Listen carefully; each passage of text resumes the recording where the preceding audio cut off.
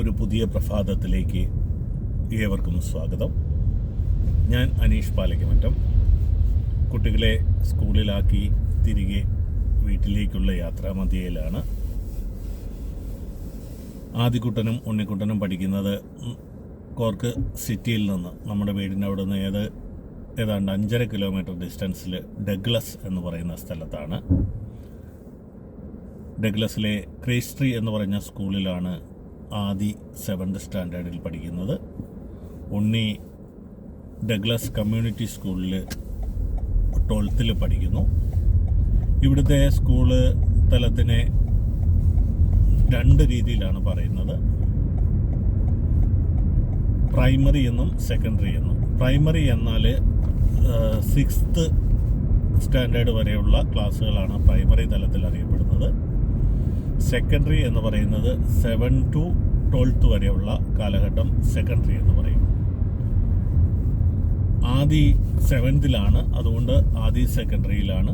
അതുപോലെ തന്നെ ഉണ്ണിക്കുട്ടൻ 12th ഉണ്ണിക്കുട്ടനും സെക്കൻഡറിയാണ്. സെക്കൻഡറിയെ പിന്നെ ഫൈനൽ ഇയർ ആയതുകൊണ്ട് final year, secondary final year എന്ന് ആണ് പറയുന്നത്. ഇന്ന് അവരുടെ ക്രിസ്മസ് എക്സാമിൻ്റെ ലാസ്റ്റ് ദിവസമാണ്. ഇന്ന് കഴിഞ്ഞാൽ പിന്നീട് 2 ആഴ്ച കാലം vacation time, Christmas new year അടിച്ചു പൊളിക്കുവാനുള്ള കാലഘട്ടമാണ്.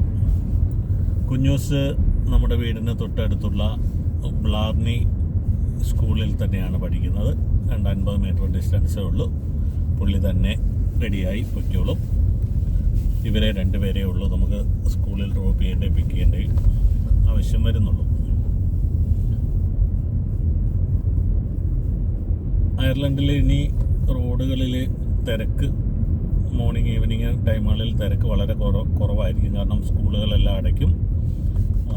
വലിയൊരു ട്രാഫിക്ക് ആ ഒരു ഇതിൽ ഒഴിവാക്കാൻ പറ്റും. പിന്നെ സിറ്റിയിൽ തിരക്കുണ്ടാവാൻ സാധ്യത വളരെ കൂടുതലാണ്. കാരണം ഇനിയിപ്പോൾ ഷോപ്പിങ്ങിനും മറ്റു കാര്യങ്ങൾക്കും ഒക്കെ ആയിട്ട് ആളുകൾ മുഴുവൻ സിറ്റിയിലേക്ക് വരും. പ്രത്യേകിച്ച് കാലാവസ്ഥ അനുകൂലമാണ്. ഇവിടുത്തെ ഒരു രീതി എന്ന് പറഞ്ഞാൽ സൺലൈറ്റ് ഉള്ള ദിവസങ്ങളിൽ ഇവിടെയുള്ള ആളുകളൊന്നും വീട്ടിലിരിക്കില്ല. അവരെല്ലാം വെളിയിലിറങ്ങുമെന്നുള്ളതാണ്. പിന്നെ സിറ്റിയാണ് അവരുടെ ലോകം. പബ്ബുകളിലായിട്ടും മറ്റ് ഷോപ്പിംഗ് ആയിട്ടും അതായിട്ടും ഇതായിട്ടും. ഇവിടുത്തെ പാർക്കിംഗ് സ്ലോട്ടുകൾ എന്ന് പറഞ്ഞാൽ നമ്മുടെയൊക്കെ നാട്ടിലെ പോലെ 1-2 അല്ല കേട്ടോ. സിറ്റിക്കകത്ത് തന്നെ എൻ്റെ അറിവിൽ 8-10 എണ്ണം ഉണ്ട്. അതും 3 നിലയും 4 നിലയും 5 നിലയൊക്കെ ആയിട്ടുള്ള 10ഉം 200ഉം 300ഉം വണ്ടികൾ വരെ പാർക്ക് ചെയ്യാവുന്ന തലത്തിലുള്ള പ്രൈവറ്റ് പാർക്കിംഗ് ഇതുണ്ട്, ഏരിയകളൊക്കെ. അത് അവിടെ എല്ലാം ഈവനിങ് ടൈമിൽ ചെല്ലുമ്പം കാണാം, ഫുള്ള് എന്നുള്ള ബോർഡ് കാണാം. അപ്പോൾ അത്രയധികം ആളുകൾ സിറ്റിയിലേക്ക് വരുന്നുണ്ടെന്നുള്ളതാണ്. എന്തായാലും ഇവിടത്തെ ഒരു കൊയ്ത്തുകാലം എന്ന് വേണേൽ പറയാം. ബിസിനസ്സുകാർക്കും മറ്റുമൊക്കെ ഉള്ളൊരു കൊയ്ത്തുകാലമാണ്. അതുപോലെ ഓഫറുകളുമുണ്ട് കേട്ടോ. എന്തായാലും അത് പറയാതിരിക്കാൻ വയ്യ. ആഘോഷങ്ങൾ വരുമ്പോൾ, അതെങ്കിൽ വിശേഷങ്ങൾ വരുമ്പോൾ ഇവിടെ ഈ രാജ്യത്തിൻ്റെ ഒരു രീതി എന്ന് പറഞ്ഞാൽ എല്ലാ പ്രോഡക്റ്റുകൾക്കും വിലക്കുറവായിരിക്കും.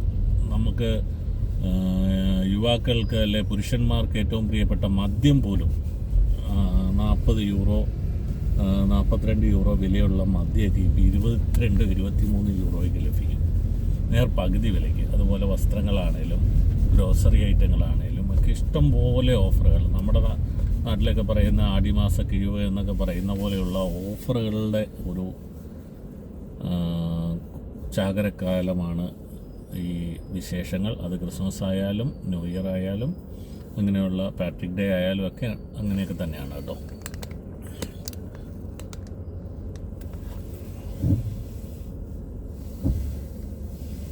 ഇപ്പം നമ്മൾ പാർലമെൻറ്റ് സ്ട്രീറ്റിൽ നിന്നും സൗത്ത് മാളിലേക്ക് പ്രവേശിക്കുകയാണ്.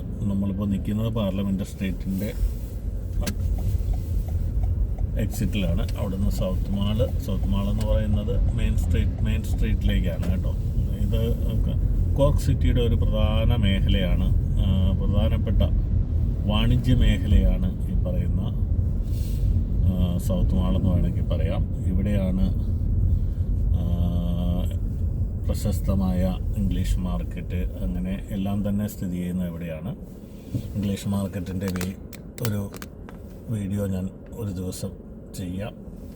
ജോലി തിരക്കും കാര്യങ്ങളൊക്കെ മൂലമാണ്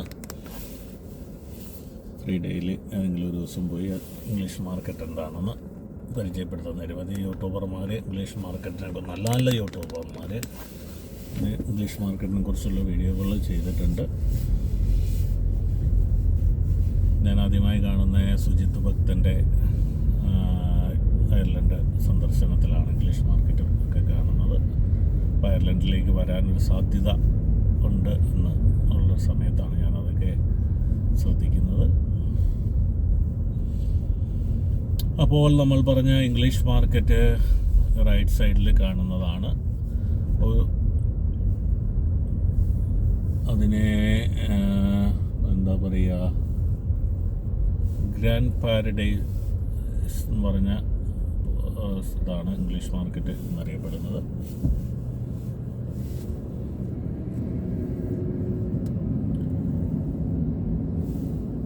വളരെ മനോഹരമായ ഒരു സ്ഥലമാണ് അയർലൻഡ് എന്ന് പറഞ്ഞാൽ. പ്രകൃതി രമണീയമായ പച്ചപ്പിനും കാര്യങ്ങളും നിറഞ്ഞ, സിറ്റിയിലേക്ക് വന്ന സിറ്റിയുടേതായ എല്ലാ വൈബുമുള്ള ഒരു സ്ഥലമാണ് അയർലൻഡ്.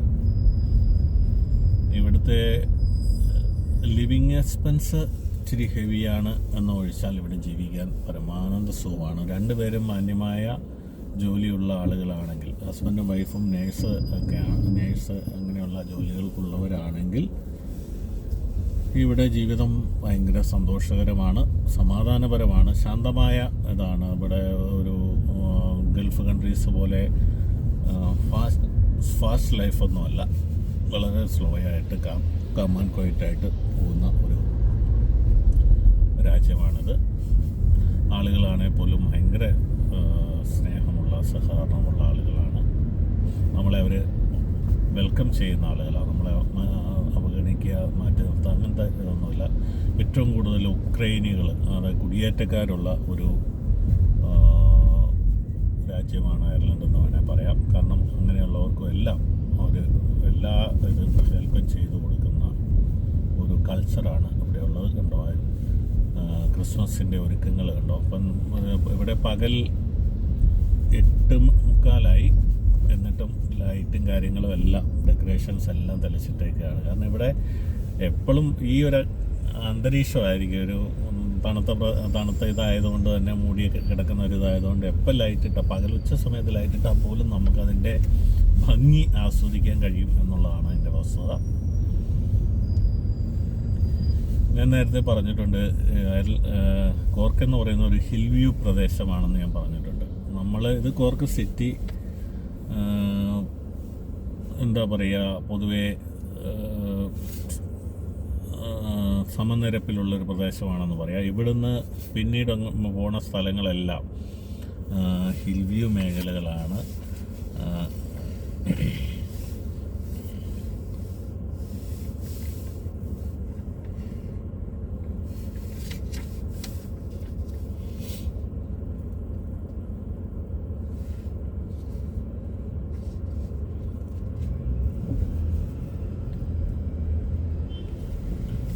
ഫെയർ ഹില്ല്, ക്നോക്കൻ ഹിനി എന്നിങ്ങനെയുള്ള പല പല പേരുകൾ. നമ്മളുടെ നാട്ടിൽ പെരുന്തുരുത്ത്, പറവന്തുരുത്ത് എന്നൊക്കെ പറയുന്ന പോലെ ഉള്ള സ്ഥലങ്ങൾ. ഇവിടെ ഒരു കുന്നിൻ്റെ മേളിലായിരിക്കും അവർ ഒരു റെസിഡൻഷ്യൽ ഏരിയ ഡെവലപ്പ് ചെയ്തിട്ടുണ്ടാവുക. നമ്മുടെ നാട്ടിലെ പോലെ മണ്ണിടിച്ച് നിരത്തി അങ്ങനെയൊന്നും ഇവിടെ ഗവൺമെൻറ് അനുവദിക്കില്ല. നിങ്ങൾക്ക് കാണാം, ഇപ്പം ഇവിടെ ഈ വീഡിയോയിൽ കാണാം, അങ്ങ് ദൂരെ കാണുന്ന വലിയൊരു കുന്നിൻ്റെ മേളിലാണ് മിന്നാമിനുങ്ങുകൾ പോലെയുള്ള വീടുകൾ കാണുന്നത്.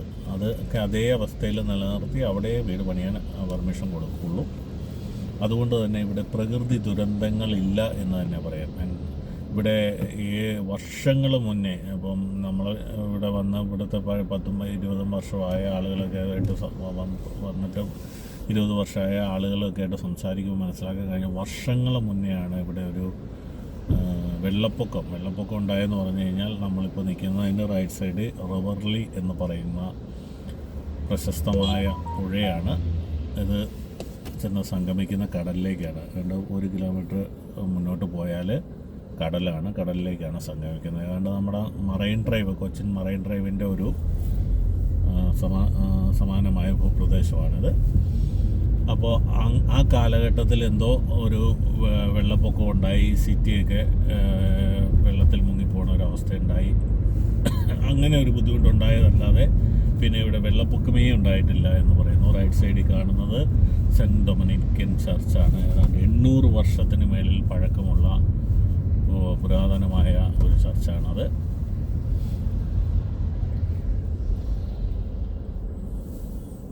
ഈ ലെഫ്റ്റ് സൈഡിലേക്ക് തിരിഞ്ഞു പോകുന്ന ഞാൻ നേരത്തെ സൂചിപ്പിച്ച പേ പാർക്കിലേക്ക് പോകുന്ന വണ്ടികളാണ് കേട്ടോ. അവിടെ 1 മണിക്കൂറിന് 2.70 €2.70 1 അവർ വണ്ടി പാർക്ക് ചെയ്യുന്നതിന് ചാർജ് ചെയ്യുന്നത്. അപ്പോൾ അവിടെ സിറ്റിയിലൊക്കെ ജോലി ചെയ്യുന്ന ആളുകളൊക്കെ മോർണിംഗ് തൊട്ട് ഈവനിങ് വരെയൊക്കെ പാർക്ക് ചെയ്യുന്ന ആളുകൾ എനിക്കൊന്നൊരു ഫുൾ ഡേ €10 മേടിക്കുള്ളൂ എന്ന് തോന്നുന്നു. അപ്പോൾ ഈ അവറിനുള്ള റേറ്റുമായിട്ട് വ്യത്യാസമുണ്ട്. ഫുൾ ഡേ പാർക്ക് ചെയ്യുന്നതിന് €10. നമ്മൾ ഈ അത്യാവശ്യ ഷോപ്പിങ്ങിന് കാര്യങ്ങൾക്ക് വരുന്നവർക്കാണ് ഈ 1 മണിക്കൂറിന് $2.70 എന്നുള്ള നിരക്ക് ഈടാക്കുന്നതെന്നാണ് എൻ്റെ തോന്നൽ. കാരണം നമ്മളങ്ങനെ 1-2 മണിക്കൂറിനുള്ളൊന്നും പാർക്ക് ചെയ്തിട്ടില്ല. സിറ്റി തന്നെ ജീവിക്കുന്നതുകൊണ്ട് നമുക്ക് അതിൻ്റെ ആവശ്യം വരാറില്ല. ഇപ്പോൾ നമ്മൾ ചെല്ലുന്നത് നോർത്ത് ഗേറ്റ് മെയിൻ സ്ട്രീറ്റ് എന്ന് പറഞ്ഞ സ്ഥലത്താണ്. ഇവിടുന്ന് ഈ റിവർലി പുഴ ക്രോസ് ചെയ്താണ് നമ്മുടെ ബ്ലാർനി സ്ട്രീറ്റിലേക്ക് പോകേണ്ടത്. ഇത് റിവർലി പുഴ എന്ന് പറഞ്ഞാൽ പഴയ കാലത്ത് വലിയ കായൽ പോലെ കിടന്ന ഒരു പ്രദേശമാണ്. അതിനെ പല പല ഭാഗങ്ങളായിട്ട് നികത്തിയെടുത്ത് അതിനുള്ളിലാണ് ഈ കോർക്ക് സിറ്റി ഇവർ ഡെവലപ്പ് ചെയ്തിരിക്കുന്നത്.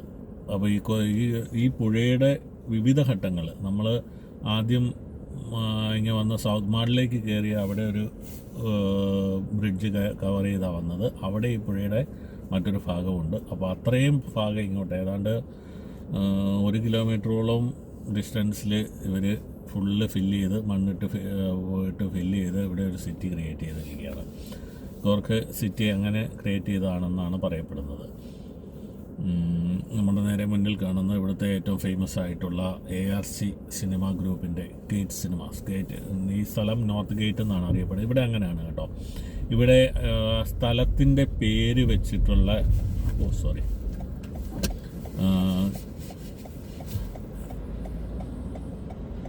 ഇതൊക്കെ വരുള്ളൂ. ഇവിടെ നമുക്ക് നമ്മുടെ നാട്ടിലെ പോലെ ഒരു വീടിന് ഇപ്പം എക്സാമ്പിൾ നമ്മുടെ വീട്ടുപേര് പാലയ്ക്കമറ്റം അങ്ങനെ വീട്ടുപേരിടാൻ പറ്റത്തില്ല.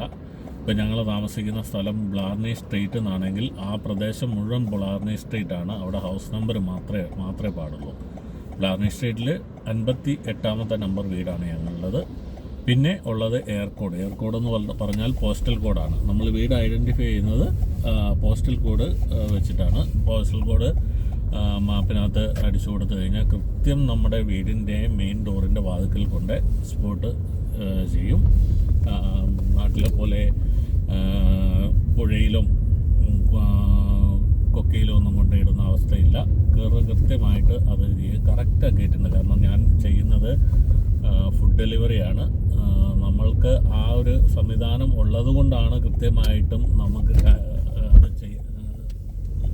നമ്മുടെ ജോലി പൂർത്തീകരിക്കാൻ പറ്റുന്നത്. അപൂർവങ്ങളായ സമയത്താണ് നെറ്റ്വർക്ക് ഇഷ്യൂ ഉണ്ടായി ചിലപ്പോൾ നമ്മളെ ഒന്ന് കറക്കും. എങ്കിൽ പോലും നമ്മളെ അവിടെ എത്തിക്കും. പക്ഷേ 10 മിനിറ്റ് കൊണ്ട് എത്തേണ്ടത് ചിലപ്പോൾ ഒന്ന് കറക്കി ഒരു 20 മിനിറ്റ് കൊണ്ട് നിർത്തുന്ന അവസ്ഥയൊക്കെ ഉണ്ടായിട്ടുണ്ട്. അതൊഴിവാക്കിയാൽ ഇതുവരെ ഗൂഗിൾ മാപ്പിനെ നമുക്ക് തെറ്റു പറയാൻ പറ്റുന്ന ഒരു കാര്യങ്ങളും ഇവിടെ സംഭവിക്കുന്നില്ല. ഇപ്പോൾ നമ്മൾ ബ്ലാർനി സ്ട്രീറ്റിലൂടെയാണ് സഞ്ചരിക്കുന്നത്. ബ്ലാർനി സ്ട്രീറ്റിലെ ബ്ലാർനി സ്കൂള് എന്ന് പറയുന്നത് ഏതാണ്ട് ഈ കാണുന്ന ബ്ലൂ ഗേറ്റ് തൊട്ട് എനിക്ക് തോന്നുന്നു ഈ LKG UKG അത് സെക്ഷനാണിത്. ബ്ലാർനി സ്കൂളിൻ്റെ ഭാഗമാണ് ഇതിൻ്റെ ബാക്ക് സൈഡ്. ഇതൊക്കെ വീടുകളാണ് കേട്ടോ. ഈ കാണുന്നതൊക്കെ വീടുകളാണ്. ഈ ബ്ലൂ ഗേറ്റാണ് കുഞ്ഞൂസ് പഠിക്കുന്ന ബ്ലാർനി സ്കൂളിൻ്റെ എൻട്രൻസ് എന്ന് വേണേൽ പറയാം. ഇത് ബാക്ക് സൈഡിലെ എൻട്രൻസ് ആണ്. ഇവിടെ ഫ്രണ്ടിലും ഫ്രണ്ട് സൈഡ് അടുത്ത റോഡും ബാക്ക് സൈഡ് അടുത്ത റോഡുമാണ്. ഇവിടുത്തെയൊക്കെ ബിൽഡിങ്ങുകളുടെ പ്രത്യേകത എന്ന് പറഞ്ഞാൽ ആ ബിൽഡിങ്ങുകളുടെ ഫ്രണ്ടിലും ബാക്കിലും റോഡുകളുണ്ടാവും. അപ്പോൾ അതുകൊണ്ട് ഇതിലേ വേണേൽ അങ്ങോട്ടേക്ക് കയറാൻ പറ്റും. ഇപ്പം നമ്മളുടെ ഈ വീടാണെങ്കിൽ പോലും ഇതിൻ്റെ ലെഫ്റ്റ് സൈഡ് വഴി റോഡുണ്ട്, ബാക്ക് സൈഡ് റോഡുണ്ട്. ബാക്ക് സൈഡ് ഇവിടെ ഇച്ചിരി കുറച്ച് മാറിയാണ് റോഡ്. കണ്ടോ, ഇത് റോഡാണ്. ഇനി ഇപ്പുറത്ത് നിന്ന് പാസേജ് ഉണ്ട്. അങ്ങനെ ആണ് ഇവിടുത്തെ ഡെവലപ്മെൻറ്റുകൾ നടക്കുന്നത്.